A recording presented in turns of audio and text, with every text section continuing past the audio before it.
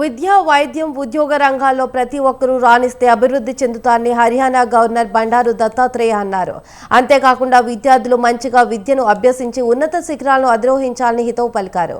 గోల్నాకా division పరిధిలోని లంకలోని ఉన్నత పాఠశాలకు సీసీ కెమెరాలను ఏర్పాటు చేస్తానని హామీనిచ్చారు.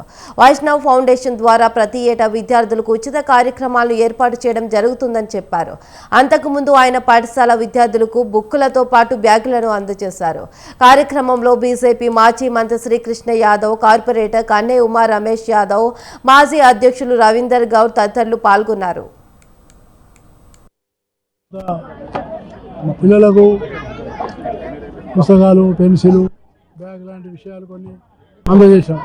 ఎందుకంటే వైష్ణవ్ ఫౌండేషన్ యొక్క మా లక్ష్యము విద్య, వైద్యము, ఉపాధి 3 రంగాల్లో సేవలు అందించాలని మేము నిర్ణయం చేసుకున్నాం. కాబట్టి మా కుమారుడు బండారు వైష్ణవ్ పేరు మీద ఒక ట్రస్ట్ ఏర్పాటు చేసి దాని ద్వారా ఈ సేవా కార్యక్రమాలు చేస్తున్నాం.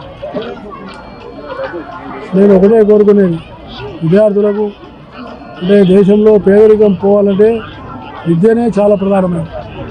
విద్యనే పేదరిక నిర్మూలనకు అది ప్రధానమైనది. అందుకనే విద్యకు ప్రాముఖ్యత ఇవ్వాలని ప్రభుత్వం కూడా ప్రభుత్వ పాఠశాలలో నైపుణ్యమైన విద్య అందించాలి, నూతనమైనటువంటి విద్య అందించాలి, కొత్త టెక్నాలజీకి వచ్చినటువంటి విద్య అందించాలి. మేము కొంత పిల్లలకు